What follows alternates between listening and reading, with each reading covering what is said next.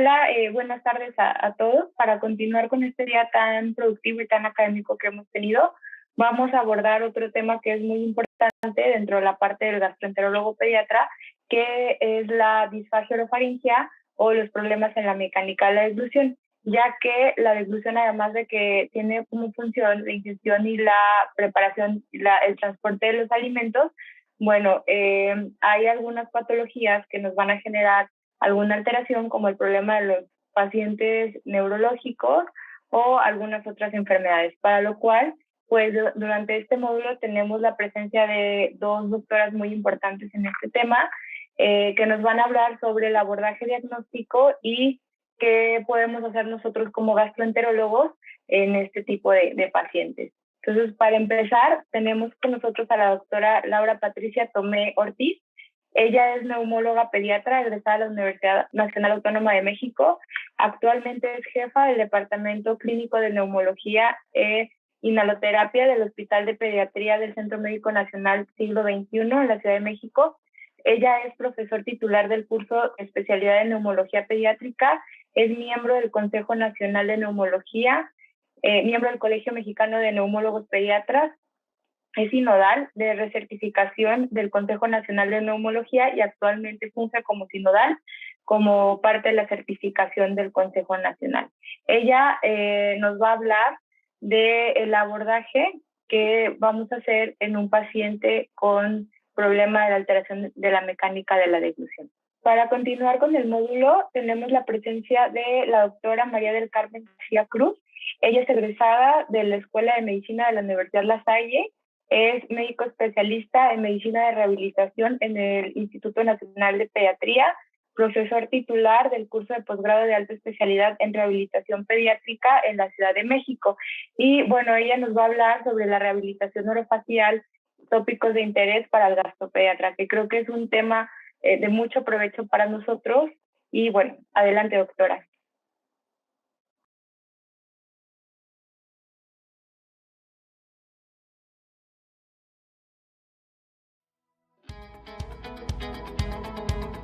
Buenas tardes.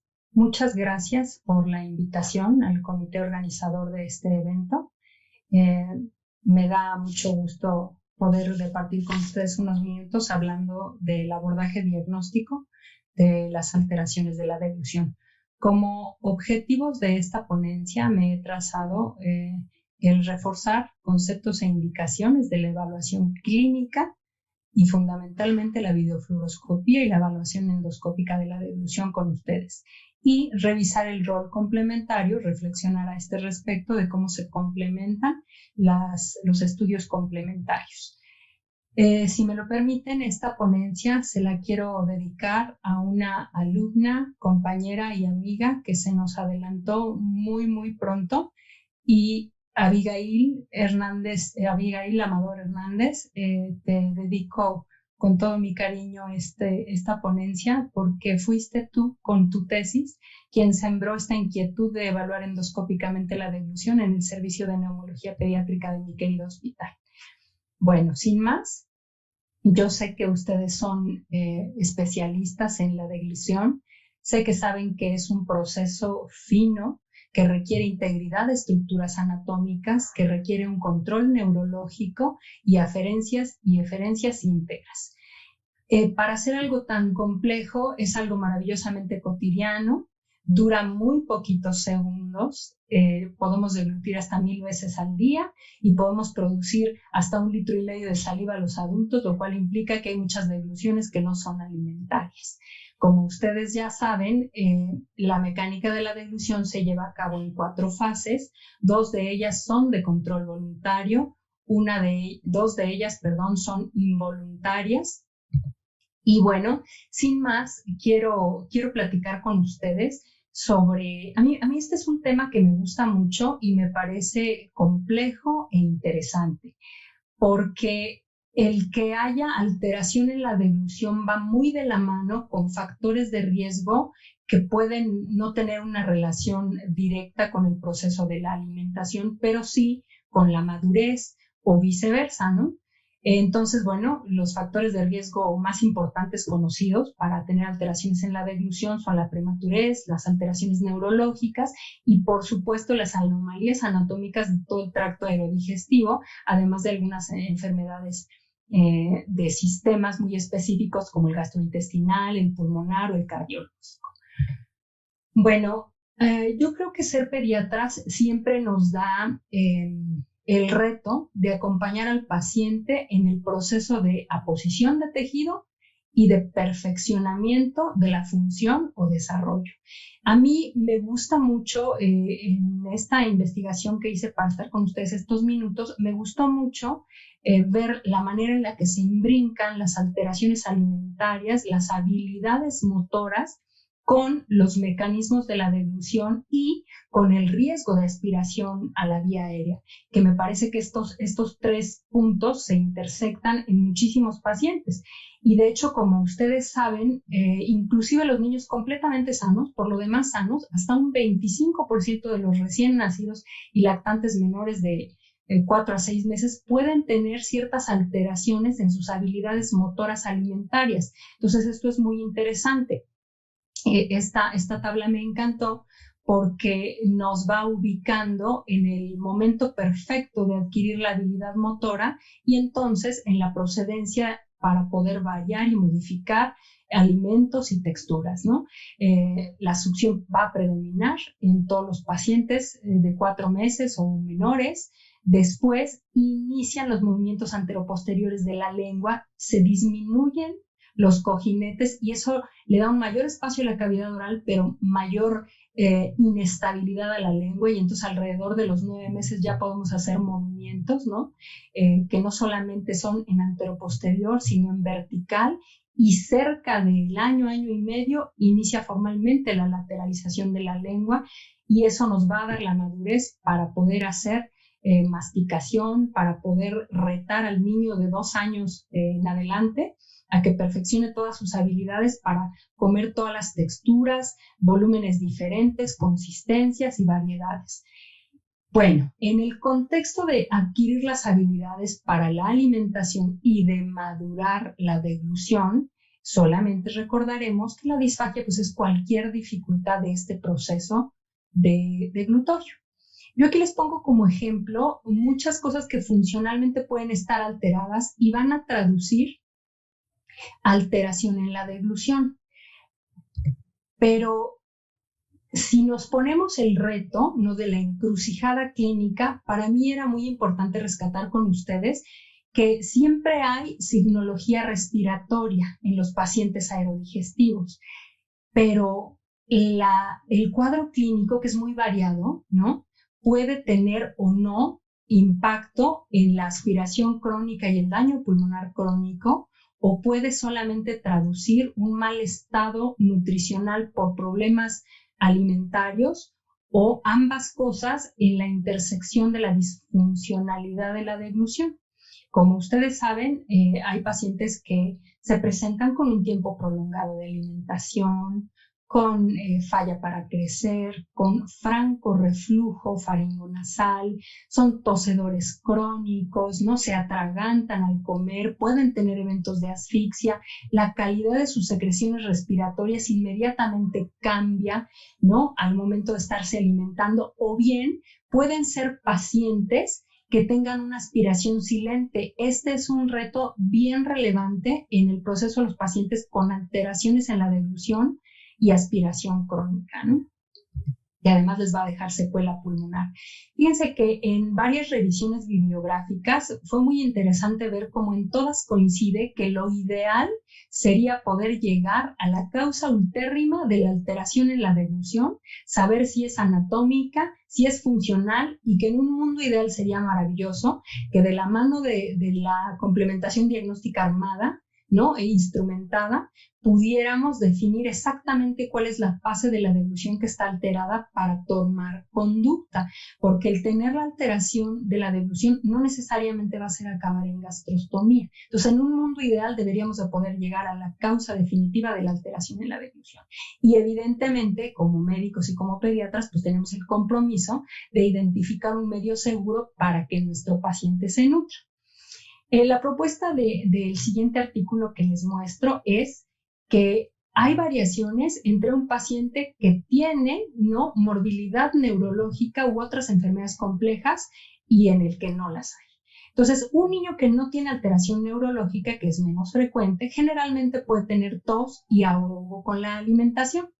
Cuando tiene estos signos, ¿no?, y síntomas, está indicado completar con un logopeda o un rehabilitador la evaluación clínica y después pasar a la videofluoroscopía y al estudio endoscópico de la deglución.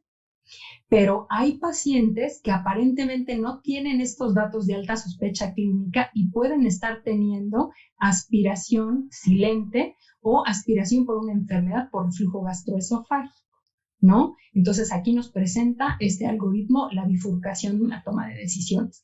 Y en esta misma propuesta, el segundo algoritmo nos muestra, ¿no?, qué es lo que sería deseable hacer en el estudio de pacientes con aspiración pulmonar crónica, pero que sí tienen morbilidad neurológica, ¿no?, y que probablemente no va a ser tan fácil la sospecha clínica o no va a ser tan favorable el que podamos discernir esta patología por el riesgo neurológico del paciente que no nos ayuda. Entonces, casi siempre en estos niños está indicado también completar la evaluación con videofluoroscopía y endoscopía, porque el riesgo de aspiración silente es muy alto. Cuando un paciente está expuesto al mal manejo de secreciones y al contacto con pH diferente por tener un reflujo ácido o no ácido, puede tener de forma prevalente y persistente sintomatología respiratoria no necesariamente asociada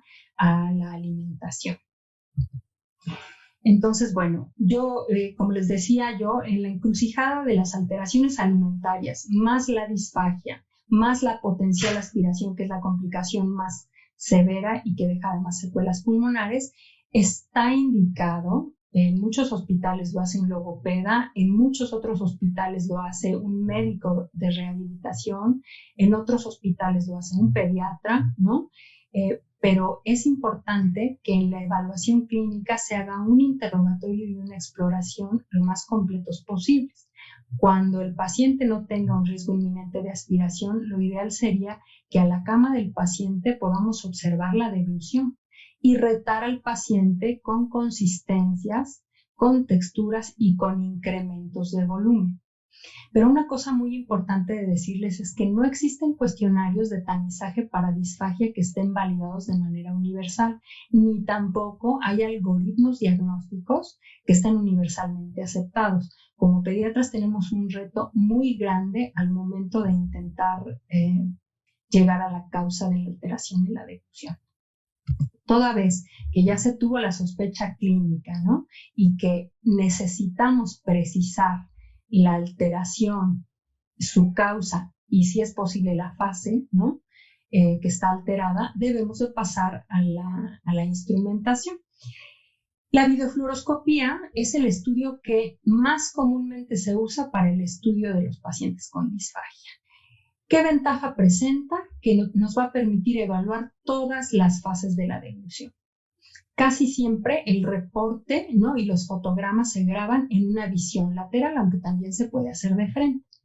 Es importante que sepamos que aquí la exposición a la radiación es muy relevante. Entre más me tarde en inducir fatiga, en evaluar consistencias y volúmenes, más voy a radiar al paciente y además tengo que usar un medio de contraste. Puede ser bario o un hidrosoluble, pero el paciente va a estar expuesto a esta sustancia. El niño se debe de acomodar en la posición normal que usa y lo ideal sería que el logopeda estuviera ahí en la sala para poder asesorar al familiar y para que inclusive se pudieran hacer ajustes toda vez que se identifique dónde está la alteración de la deglución. Pero no se puede hacer en niños que se alimentan al seno materno o que comen muy pocas cantidades. Fíjense que les quiero compartir este artículo que me encontré y me encantó, ¿no?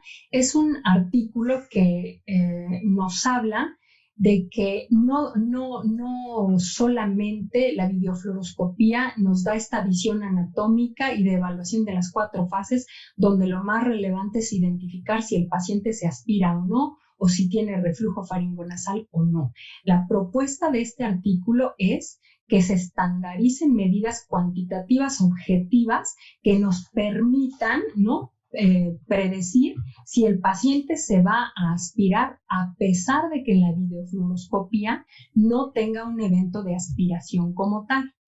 De este estudio me gustó muchísimo que hace una correlación, ¿no?, entre la escala de penetración-aspiración, ¿no?, el reflujo nasofaringio, el reflujo esófago-faringio y los predictores de aspiración a los que se refieren los autores.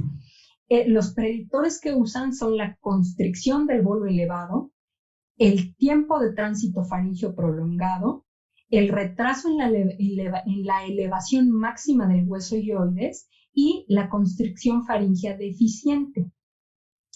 Todos estos estudios tuvieron una eficacia y una exactitud de alrededor de 61 a 65%, pero todos juntos, todos estos índices juntos, estas medidas juntas, determinaron hasta un 70%.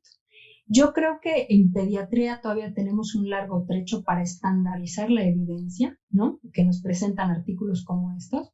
Llevamos en contra que no podemos hacer igual que en adultos muchas cosas, pero sí creo que es muy relevante ir incrementando la cantidad de herramientas que te da una videofluoroscopía para que también nos pueda enriquecer estos índices cuantitativos de alta sospecha de penetración y aspiración de la vía aérea.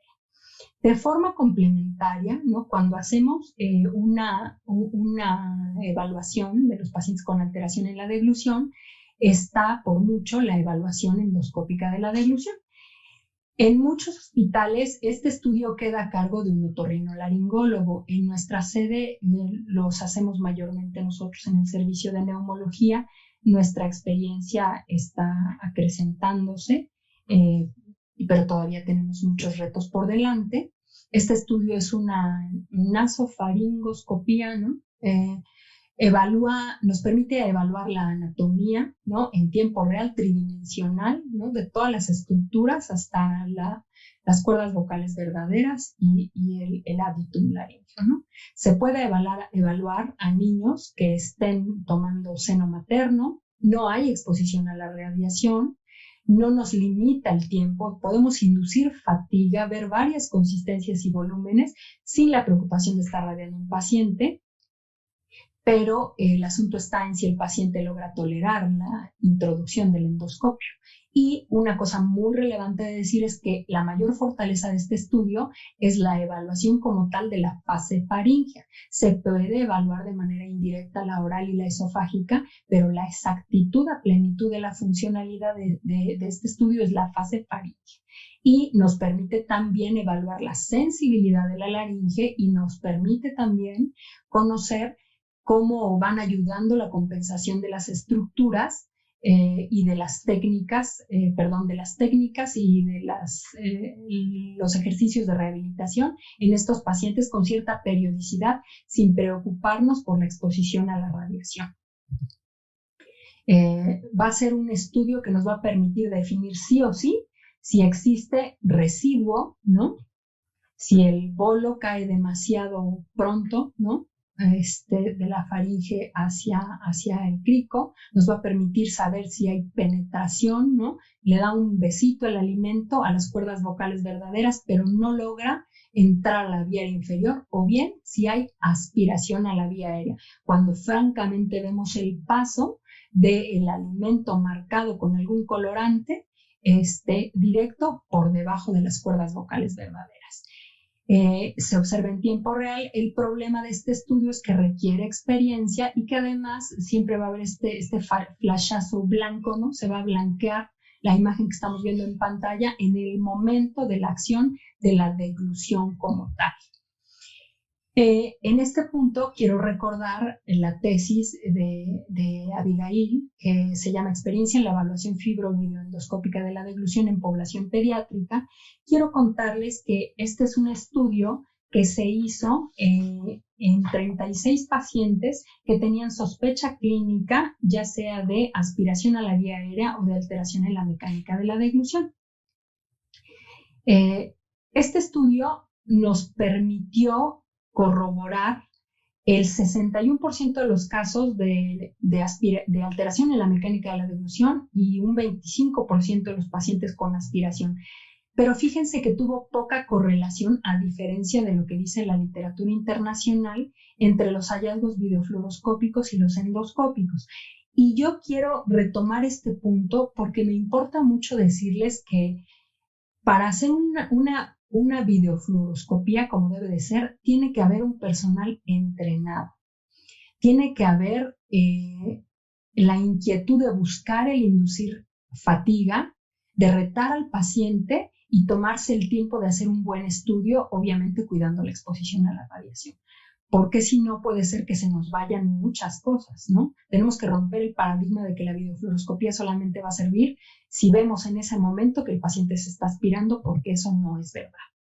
De forma complementaria, y para no extenderme más de lo que debo, quiero decirles que muchas de las propuestas de la lectura que yo hice hablan de que no un paciente que tiene una alteración en la deglución siempre está latente la vigilancia de corroborar si tiene enfermedad por reflujo gastroesofágico y darle una cabal e integral estudio y manejo, ¿no? Cada uno de los estudios complementarios, aunque ya no son propiamente solo pensando en la deglución, tiene su aportación. La serie, como ustedes saben, ¿no?, va a evaluar esta fase esofágica de la deglución y todas las estructuras anatómicas del tracto digestivo superior.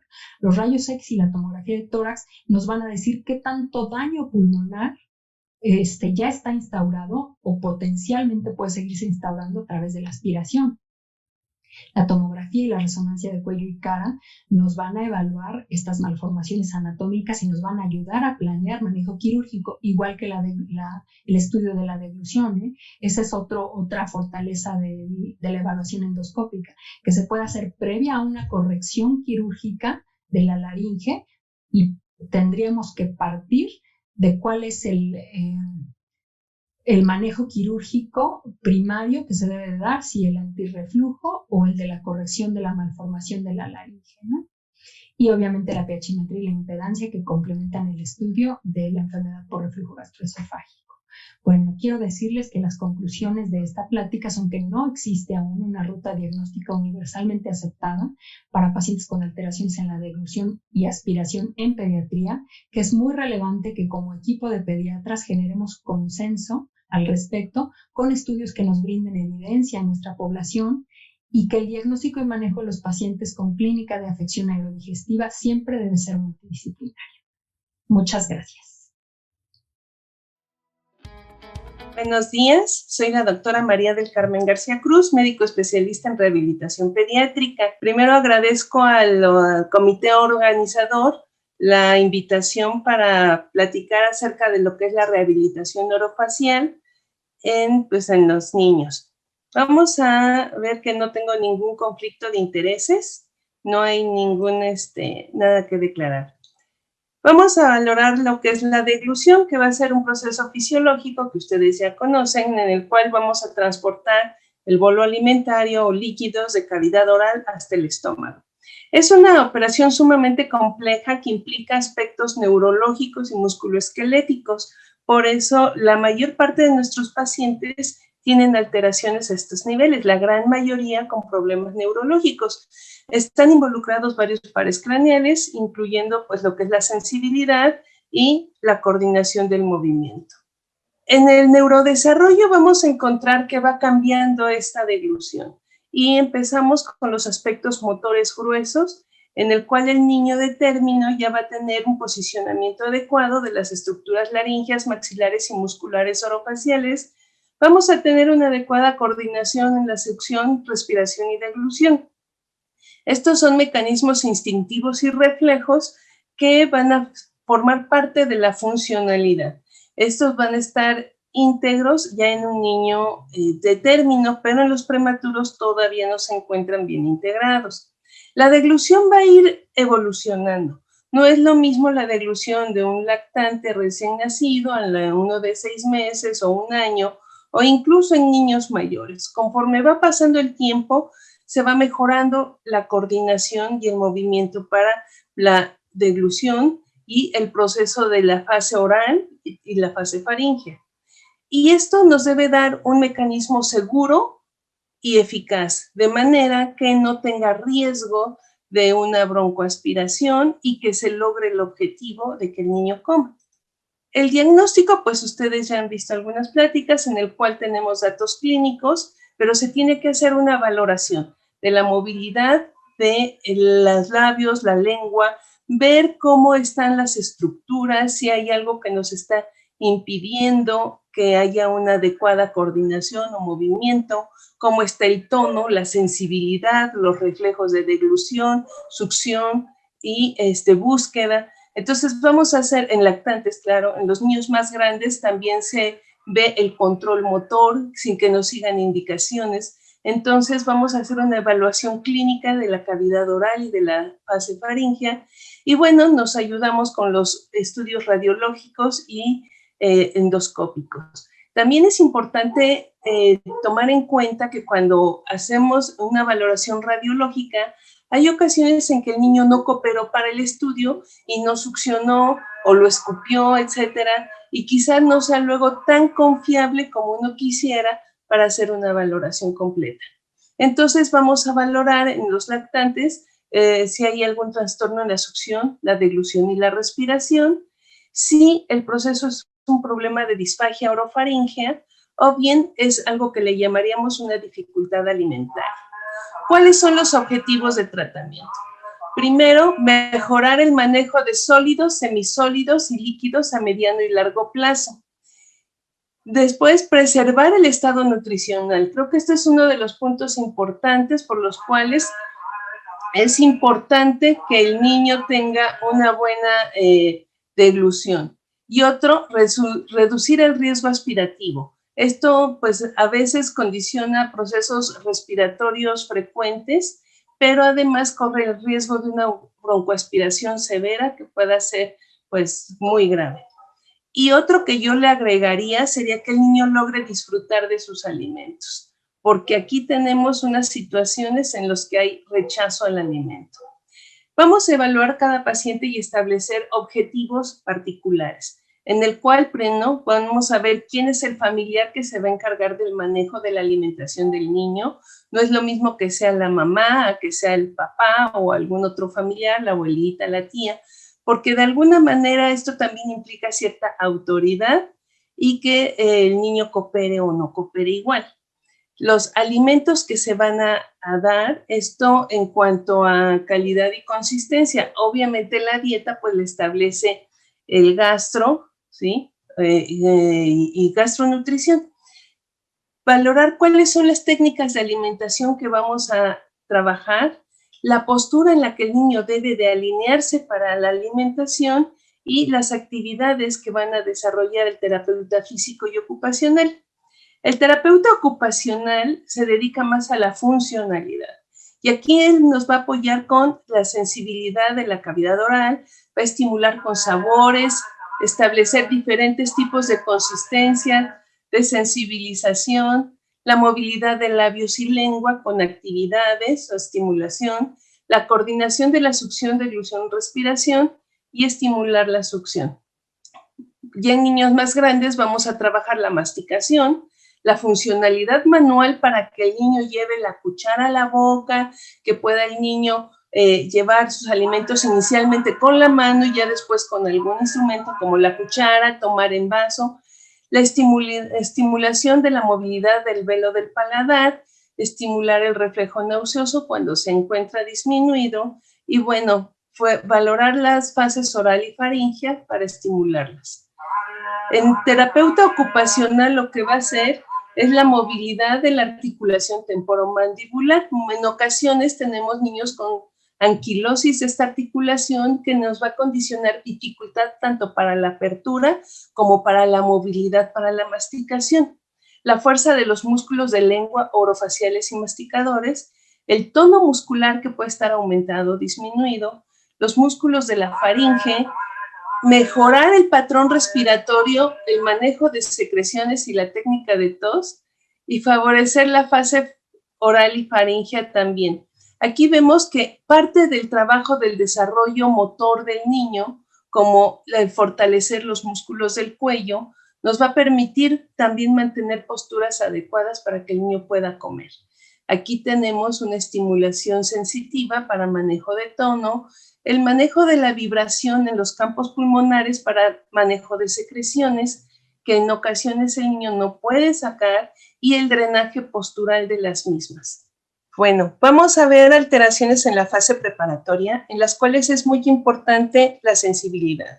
Y aquí vamos a ver la integración de los diferentes sentidos para lograr una adecuada fase preparatoria. Si tenemos alteraciones de hiperestesia, que el niño lo que le dan, lo escupe o le dan náuseas, vamos a trabajar una desensibilización. Si tenemos hipoestesia o disgeusia, vamos a trabajar estimulación con diferentes sabores. Y alteraciones visuales o auditivas, pues son importantes, aunque aparentemente no, porque si eso, los comerciales lo saben muy bien, y algo que se ve sabroso o apetitoso o se oye bien, bueno, pues vende más. Y entonces aquí pues tenemos que ponerle cosas a los niños que se les parezcan atractivas, y bueno, pues en el sonido nada más imagínense. Si ustedes escuchan esto, pues se les imagina qué es, inmediatamente hay una asociación. O esto. Eso es diferente. El primero, pues, ¿de qué era? ¿Sabrán?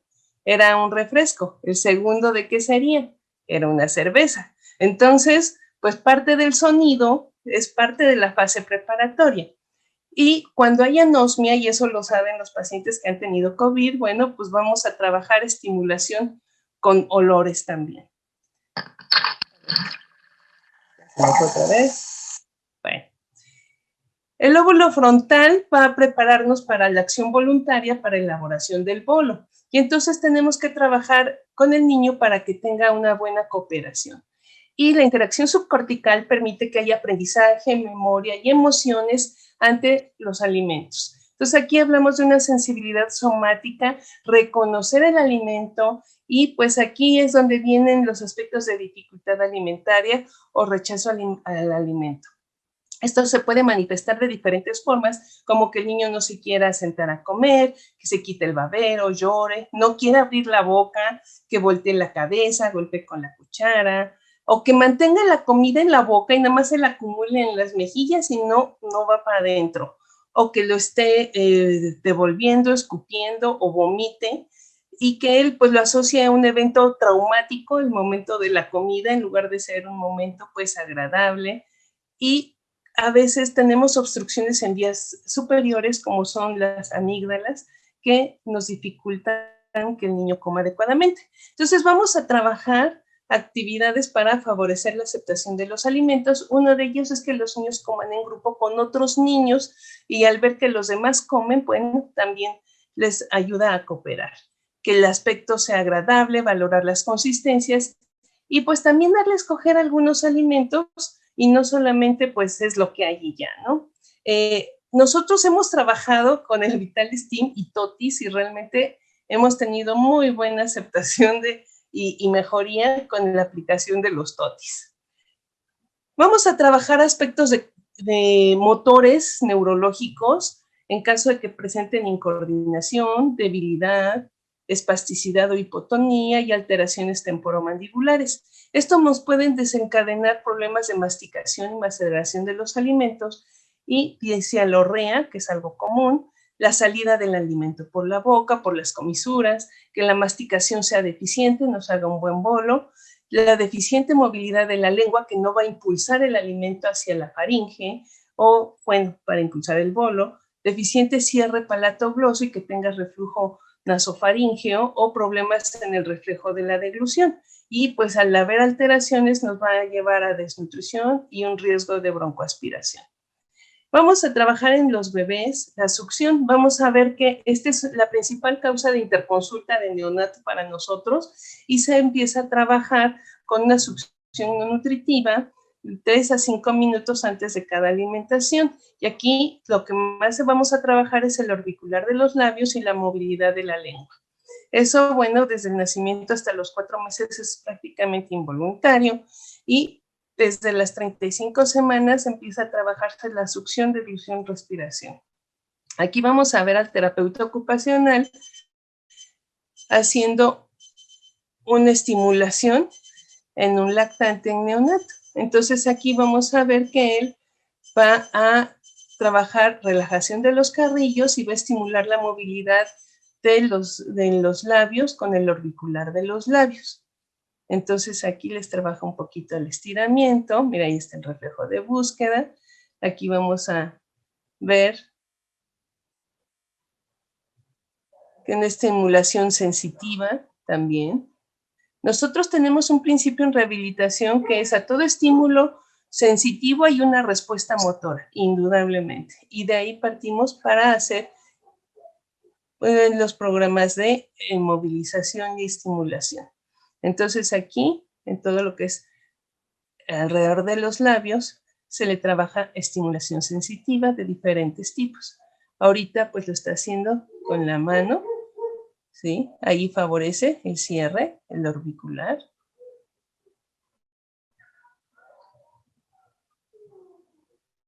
Vamos a trabajar músculos de la masticación, los faciales, sobre todo, por ejemplo, cuando hay parálisis facial o que tenemos un niño con moebius o dificultad para la movilidad, por ejemplo, con labio y paladar hendido, y manejo de la cavidad oral completa, reeducación muscular cuando hay debilidad, fortalecimiento cuando es poco lo que les falta para lograr la fuerza normal. Se puede hacer en forma manual, como vimos, con electroterapia o con actividades, y trabajar también el fortalecimiento de músculos del cuello, porque ahí van también los músculos supra e infraioideos. Aquí tenemos una estimulación que se está trabajando con un cotonete en los carrillos. Y entonces aquí vemos que trabajamos el orbicular, ahorita como vieron, el estiramiento, la estimulación en la barbilla y también favorecer el cierre de labios. Aquí damos relajación a los carrillos de ambos lados y se trabaja también la estimulación del bucinador, que es muy, muy importante el bucinador para el momento de la alimentación.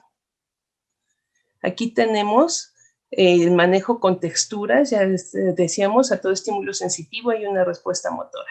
Entonces aquí vamos a trabajar en las mejillas texturas para relajar y que el niño pueda mantener bocado dentro de la boca. Y aquí tenemos un adecuado cierre de labios. Entonces la terapeuta está aquí trabajando una técnica de relajación. Aquí vamos a ver cómo sigue trabajando en el otro lado. No todos los niños nos cooperan bien, sobre todo más grandecitos como que no quieren. Y aquí vamos a trabajar la parte interna, se trabajan los carrillos, ¿sí? Y la sensibilidad también en las encías. Ok.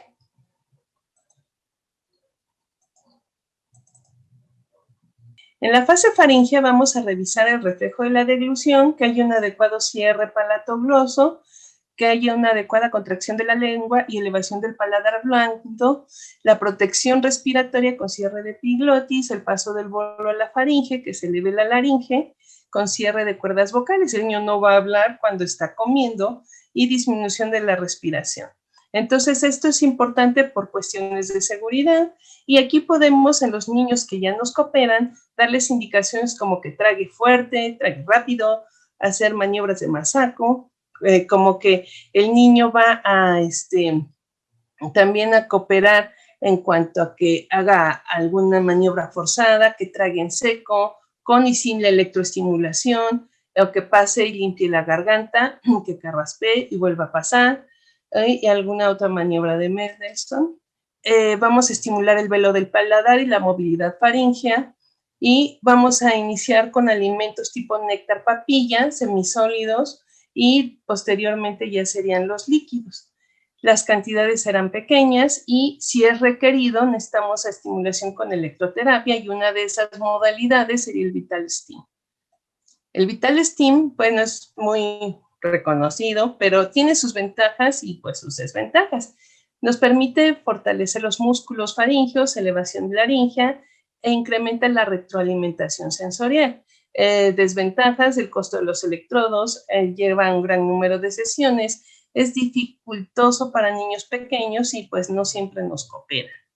Contraindicados en pacientes con tumores, infecciones, problemas sensitivos, movilidad activa contraindicada en ese momento por alguna razón, que tengan marcapasos, en crisis convulsivas, porque ya hemos tenido el problema de que se han complicado con crisis, heridas y directos sobre carótidas no se aplica, o cuando hay reflujo, porque el problema aquí sería el reflujo, primero tendrían que manejar el reflujo en gastro. Y pues hace una colocación especial de electrodos, hay diferentes posiciones y técnicas dependiendo de los músculos que queramos trabajar. Y bueno, pues tiene que trabajar sentado, son ciclos al menos de 10 a 12 sesiones de terapia, pero se tienen que completar a veces hasta 40 sesiones. La estimulación se mantiene de 45 a 60 minutos y se estimula que el niño coma mientras tiene la estimulación. Se va progresando y depende de cada paciente. La deglución debe ser audible y se siente como que a uno lo jalan o lo sujetan de la garganta. Podemos encontrar cambios en la voz y se puede aplicar en traqueostomía. La toxina botulínica ha sido un apoyo para disminuir la cialorrea, ha tenido muy buenos resultados y la fase esofágica está en relación con la fase faríngea, el manejo del estímulo esofágico superior, mejorar las características del bolo para que pueda pasar a través del esófago y que nos permita iniciar la vía oral después de un procedimiento o manejo quirúrgico, y la rehabilitación pulmonar en caso de neumopatía crónica. Lo trabajamos en niños que han tenido atresia esofágica y problemas de ingestión de cáusticos. La frecuencia pues va a establecerse horario según la cantidad que pueda consumir. El bolo debe ser pequeño, suave e incrementar la consistencia, tolerancia. La dieta, bueno, va a ser blanda y pues la dieta según gastro e ir incrementando los grupos de alimentos. Pues realmente es lo que nosotros podemos comentar acerca de la estimulación orofacial para mejorar la calidad de la alimentación en los niños. Pues muchas gracias por su atención.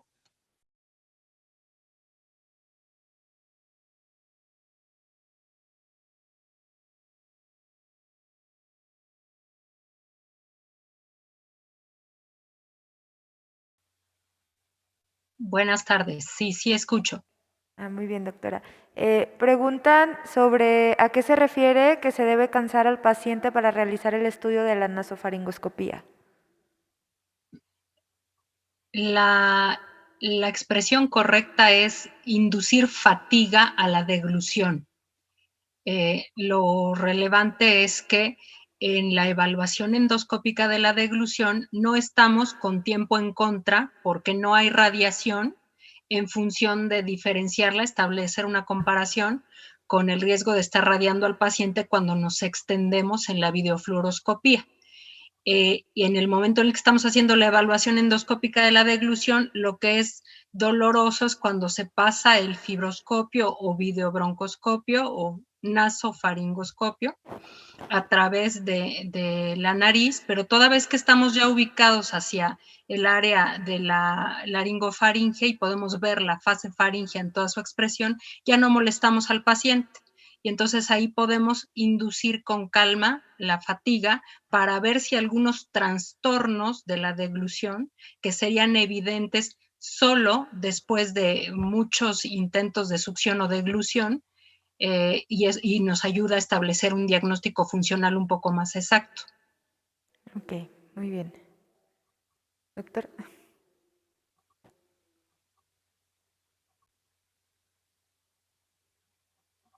¿Escucha? Sí.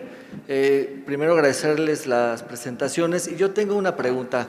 Tanto en el algoritmo diagnóstico del abordaje de alteración en la mecánica de la deglución como en la terapia física, ¿cuántos pacientes de los que ven ya tienen una alimentación enteral por gastrostomía? Porque digo, finalmente, en esta evolución del manejo dietético, principalmente que veo que son cantidades pequeñas, ¿en qué momento del estado nutricional se recomienda hacer todo este abordaje, inclusive la rehabilitación oral? Si es lo mismo un paciente con una desnutrición severa, va a responder en el tiempo igual que uno con una desnutrición leve y que tenga una alteración en la mecánica de la deglución. ¿En qué momento consideran la alimentación enteral? Y según el estado nutricional, ¿cuándo empezarían esa terapia física? Gracias.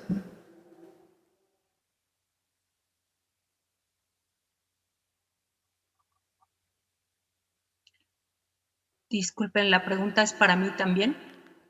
Sí, doctora. Sí. Ok.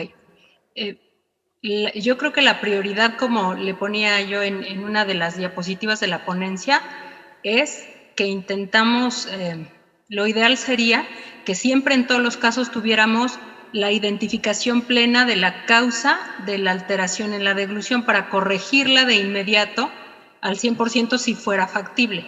Pero como segundo objetivo relevante siempre es garantizar la alimentación, ¿no? Un buen aporte nutricio. Entonces, si nosotros en el proceso de intentar llegar a la causa ultérrima que está generando el problema alimentario y de la deglución, vemos que no va a ser factible, yo creo que lo que no se debe de retrasar es justo la alimentación enteral. Pero obviamente no puedo generalizar porque depende del contexto del paciente. Si desde el principio a lo mejor nos enfrentamos a malformaciones craneofaciales o alguna otra cosa, probablemente por otra ruta ya se había decidido iniciar la alimentación enteral.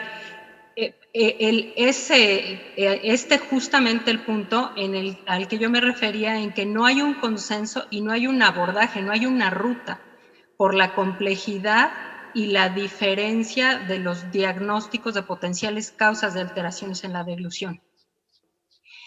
En el hospital nosotros muchas veces tenemos que priorizar cómo se va a alimentar al paciente y posteriormente completar el protocolo para intentar llegar a la causa final de la alteración en la deglución. En porcentaje, no tengo datos actualizados realmente, pero yo creo que de forma secundaria sí buscamos garantizar la ingesta. Cuando más allá de 5 días, una semana, no se pueden alimentar los pacientes en una forma ideal y cuando no tengan ninguna otra contraindicación para ser alimentados a través de una vía parenteral. Muy bien. Doctora, la doctora María del Carmen no se pudo conectar, entonces no sé si también nos puede apoyar con las respuestas respecto al tratamiento. Digo, si puedo, sí, claro, con mucho gusto. Gracias. Adelante, doctora. Agradecerle a la doctora Laura su exposición y quería preguntarle, cuando hacen la videofluoroscopía y el FES, prueban diferentes texturas, hay una fase líquida, una fase sólida, o cuál es la mecánica que emplean. Sí, de hecho, en la videofluoroscopía, desgraciadamente, no creo que se prueben muchas texturas.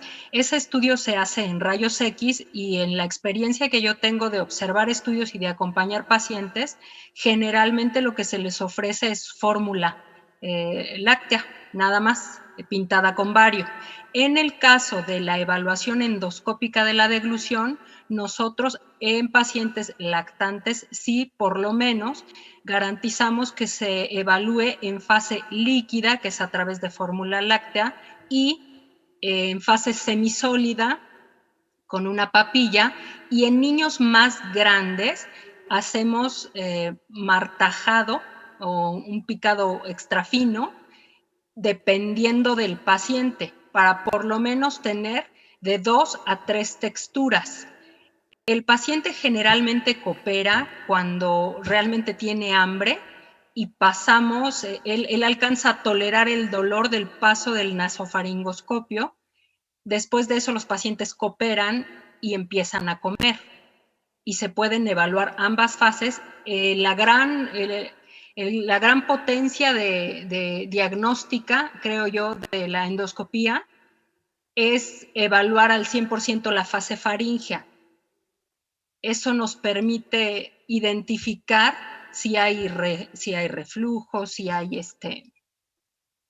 aspiración, penetración, si hay residuo, y es muy evidente, pero en algunos pacientes tenemos que darles mayores cantidades de alimento para que sea más evidente la alteración. El gran problema de la endoscopía en el paciente pediátrico para la evaluación de la deglución es que si el paciente está muy irritable, no es igual de fidedigno.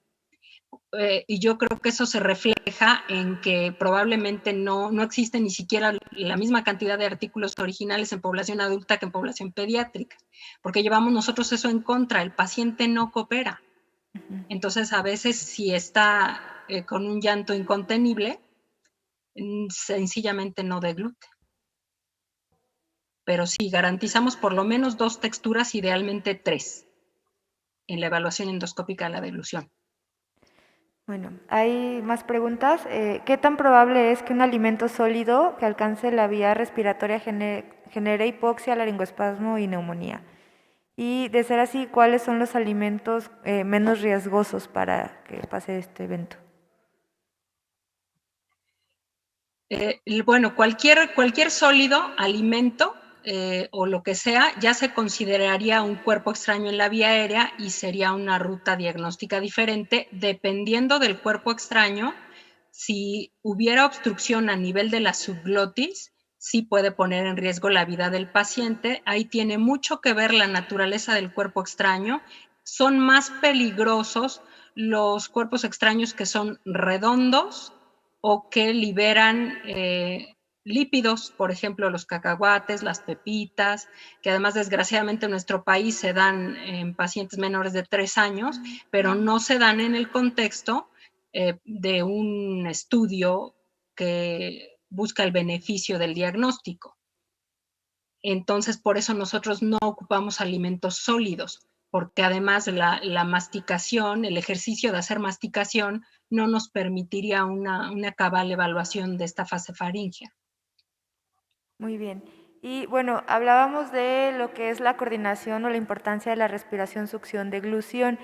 En el paciente prematuro, que muchas veces se empiezan a alimentar con sondas, ¿qué tan recomendable, bueno, es usar, porque es algo que está muy debatido, la sonda orogástrica versus una sonda nasogástrica, considerando que son pacientes respiradores nasales? Yo creo que colocar una sonda orogástrica en un recién nacido pretérmino y de término es lo ideal. No utilizaría la nariz a esa edad. Y yo creo que pues las sondas, no sé si mi expresión me la puedan entender a qué me refiero, son un mal necesario. Se ponen para garantizar la ingesta de un paciente que por alguna razón no puede alimentarse de una manera natural, pero yo creo que en esa edad pediátrica se debe de usar una sonda orogástrica, no una nasogástrica. Y mi opinión es que hay que respetar la vía nasal y mantenerla permeable. Ok. Bueno, no sé si hay más preguntas. ¿No? Bueno, creo que es todo. Bueno, gracias doctora. Estuvieron muy interesantes y creo que muy productivas para nosotros las 2 charlas. Con esto damos por finalizado el día de hoy.